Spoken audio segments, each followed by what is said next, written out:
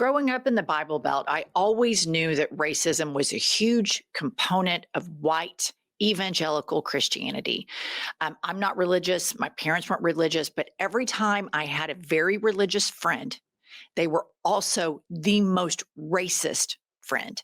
Uh, N-word drops a lot more than people on the coast realize in Bible Belt states.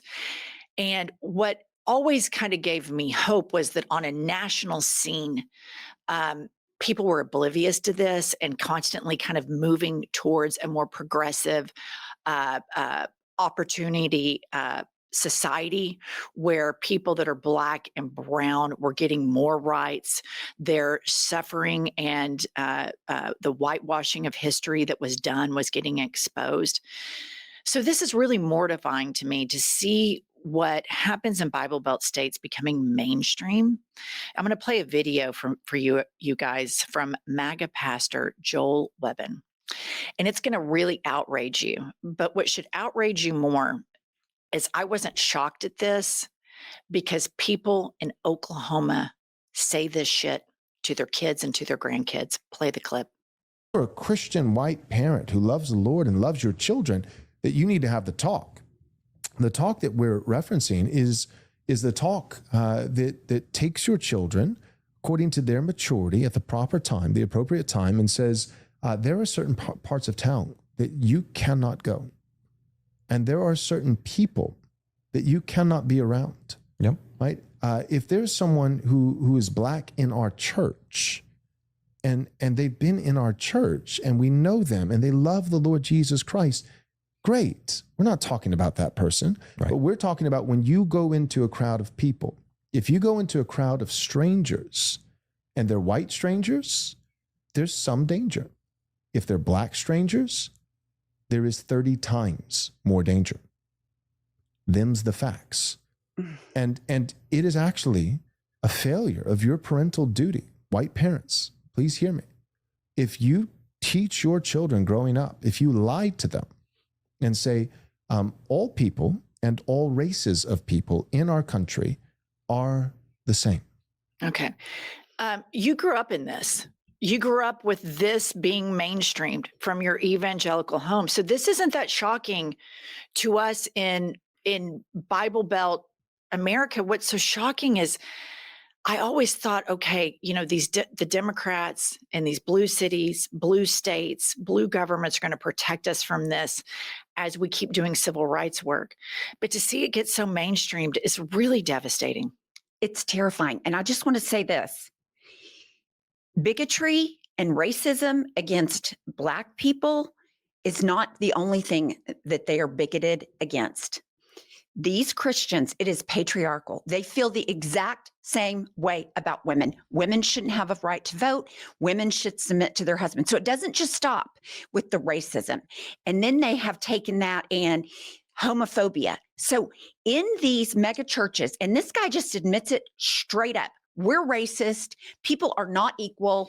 But I think what people need to know is the private conversations that have been occurring all of this time that empowered him to say that this. Empowered him to say this, because I was not shocked at this. Living in a Bible Belt, buckle of the Bible Belt state, where everybody brags here that we're one of the most religious states, not one county goes blue. You've heard this shit in your life, your whole life, right? Right. In evangelical circles. I'll hear people say, white people, you guys, in all white neighborhoods, that they're going to move out because a Black family moved White in. flight. Yep. And people having conversations with their children and grandchildren, do not date somebody outside of your race. Yeah. I mean, this is it. Yeah. And I think that the people that flirt with MAGA they get onto this toxic masculinity, and Trump's going to make us all this money and he's crazy. Oh my God, Trump's wild and crazy guy. Behind it is this shit. This is the engine that incubated him. Mm-hmm. This is the engine that supports him. And let's just talk. Here's another one. Here's Nick Fuentes, streamlining, mainstreaming racism. I'm telling you guys, in the heart of America, in the heartland, this shit hits hard. They lap this shit up. New generation of white person. I'm not living around blacks. Sorry. You know, I want white kids, and I don't want my white kids bringing home black people to marry. It's racial for me. And call me racist. Oh, very Christian of you. I don't give a fuck. Pumps. Here's the thing, too. I just read an article yesterday that Nick Fuentes is gaining in popularity. And where he used to be kind of the right-wing outer sphere, he is now coming to the inside. And this is why, because of the racism. Like you said, it hits hard. Fox News doesn't go quite this bold, but it's racially coded all day long, every day. People want to hear that they're better than them because that's what they believe in their religious beliefs. So they like hearing it from other people. This is not fringe in Bible Belt states, you guys. It is not fringe. And I know as scary as that is for you all to hear that, and painful for Black and brown people to hear that, I just want you to know that I've seen it. I have seen it, and I have experienced in white circles, white people saying versions of this, or hearing, stories like this. This is what, when they say make America great again, as Pumps just said, it's for sure their number one target is always Black people. It always is. This rise in racism should be the top story, but because all of our politicians are so beholden to Israel, it's always the rise in anti-Semitism. So then the Republican Party can say to the Black electorate, the Democrats have abandoned you. They use you.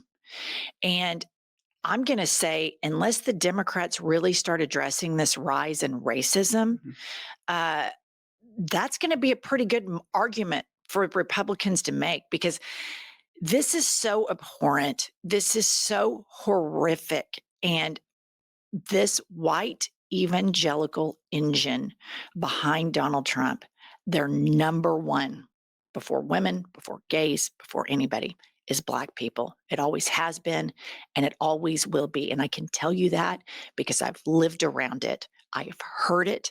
I have seen it, and it still goes on to this day. And so many white people are too cowardice to stand up and fight for their Black brothers and sisters.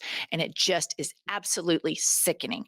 Moving along, here's Caroline Levitt exploiting the murder of an Ukrainian refugee for the racists. And this Ukrainian refugee, her name is Irina Zarutska. And MAGA likes to cherry pick when they care about murder victims. And I want to tell you right here, right now, what happened to this little girl is horrible. It is awful. I don't know the history of this guy, but I understand it was violent. I don't know all of the case, but I don't think he should be out on the streets. This is so tragic. But of course, they're exploiting it because she's an attractive white girl. They don't give a shit about Ukraine. They're too busy getting dog walked by Vladimir Putin. They're decreasing the funding that will help Ukrainians. They don't ever talk about all the Ukrainian kids that are kidnapped by Vladimir Putin. But because this is a Black guy that did it, and she's an attractive white girl, they're trotting this out. Play the clip. Again, in January of this past year, a Democrat judge, who I will add was a strong supporter of former Vice President Kamala Harris, released this insane criminal once again without requiring him to pay any bail. He simply had to sign a written promise to return for his court hearing. Think about how crazy it is to ask a career criminal, someone who by definition repeatedly breaks the law, to just sign a written promise and come back again another day. This is madness. This monster should have been locked up, and Irina should still be alive. But Democrat politicians, liberal judges, and weak prosecutors would rather virtue signal than lock up criminals and protect their communities. Okay. This is everything that she says about Democrats wanting crime and liberal justice. All of that is just utter bullshit. If we were a real country and we had a desire to move past being beholden to everything, we have a private prison company. It's incarceration for profit. The United States incarcerates more people than any of the other countries. It's way up there because it's for profit. There are things that the left and right could come together with on this. Our criminal justice system is broken. Somebody that we love very much that worked for us was shot last October, and the kid that shot him had a violent history. And I said he should have never been back out on the streets again. And I believe that. And this is an issue that two real political parties that care about the advancement of society could sit down and talk about. Are we funding healthcare? Are we need to get these for-profit prison system over with. This cannot happen. But instead, everything is all for money. And then she uses this. And how I know she's using this, because in our state of Tulsa, just last month, a white guy stabbed a woman on a bus. But she's not talking about that crime. She doesn't give a shit about that crime because that doesn't fit her narrative. But I want to leave you with what Trump is doing, what he genuinely is doing. And everybody is okay with it because they get to be racist. They're fine with being poor as long as they get to be racist. Put this up. The Trump administration cuts supplemental security income benefits for 400,000 seniors and children with disabilities. But guess what?